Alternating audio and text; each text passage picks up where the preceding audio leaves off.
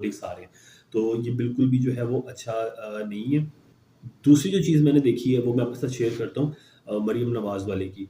जो दूसरा बैच है मरियम नवाज़ का, वो कैंसर असेंडेंट बनता है। मूवेबल साइंस होते हैं, ठीक है? और फिर आते हैं ड्यूल साइंस और फिक्स साइंस।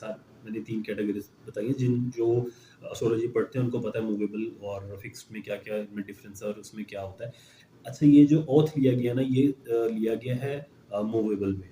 यानी इसमें कहाँ लिया गया है, ये कैंसर बनता है। कैंसर का रिप्रेजेंट कौन करता है, इसका लॉर्ड कौन है, वो है मून। और मून खुद मूवेबल है। हर सवा 2 दिन बाद वो अपनी पोजीशन चेंज कर रहा होता है मुसलसल। वो सवा 2 दिन एक घर में गुज़ारता है और अगले घर में चला जाता है। मतलब इंतहाई फास्टेस्ट प्लैनेट है। तो फ्लक्चुएशन हमेशा रहेगी।